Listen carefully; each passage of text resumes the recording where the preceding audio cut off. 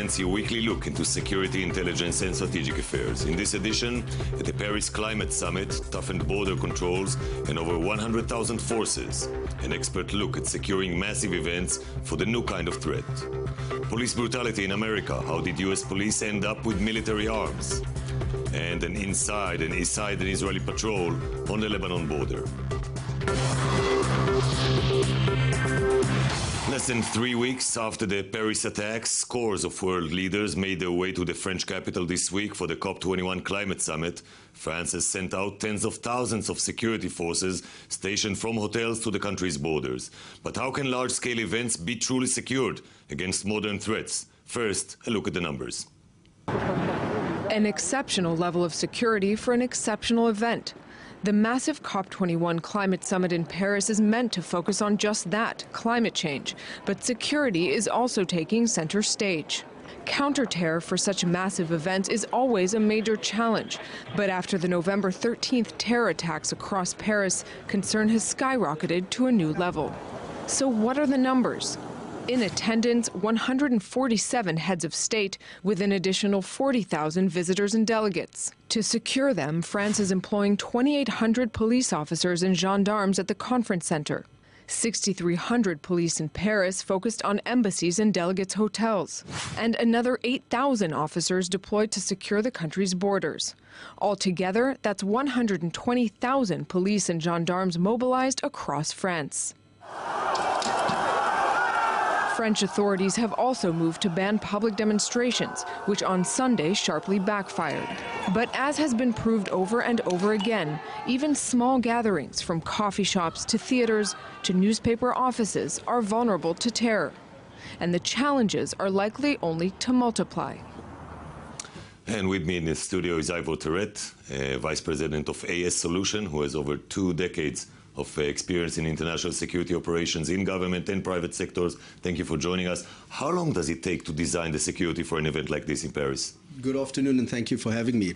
Generally, for an event this size, the security preparations will start as soon as the event is defined. So as soon as they have the date, at some level the security preparations will begin. So it's massive, and during that preparation stage, the security preparations will change and adjust based on different intelligence inputs and guests that are coming. And clearly this is an event that stimulates the imagination of terrorists all over the world.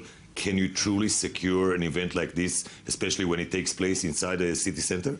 That's a very good and complex question. Correct. What we've seen over the past years with the new form of terrorism is that successful attacks inspire other attacks. We've seen this happen. Is it possible to secure an event like this inside the city? It's very difficult. Nothing in security is absolute, because we don't know what the bad guys are planning all the time, even with the very developed and sophisticated intelligence methods. So the tendency of security people would be to advise, let's have it somewhere outside in a more isolated location? So one of the tools that we use in security is control. Where we have more control of the environment, we can secure that environment better. What is very important, and what we can control regardless of whether it's in a city or outside of a city, is how to deal with the crisis should it occur.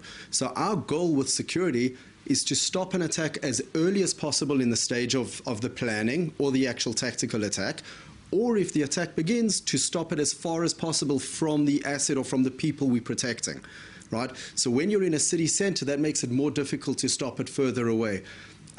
Once an attacker who is determined, has the tools and the know-how to do an attack, is already on site, it is very, very difficult for security to stop an attack from starting.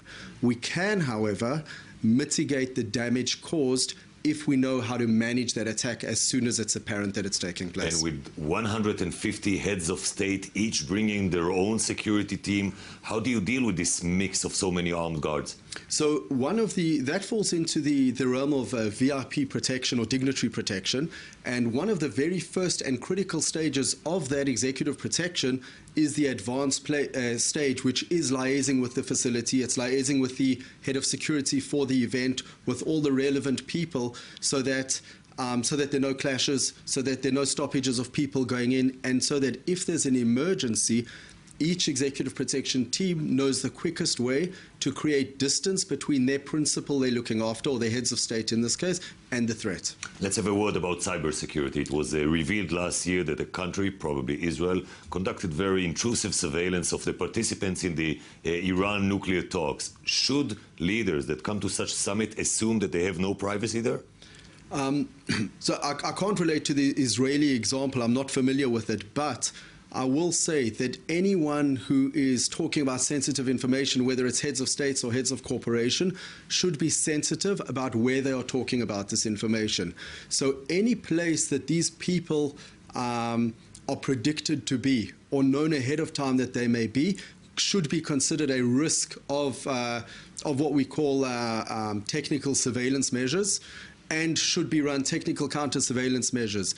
If it's an ad hoc location, such as a restaurant or somewhere that's not planned or no one knows they're going to it, of course, the risk of this eavesdropping is much reduced. Ivor Terret, thank you very much for the interview. Thank you for having me.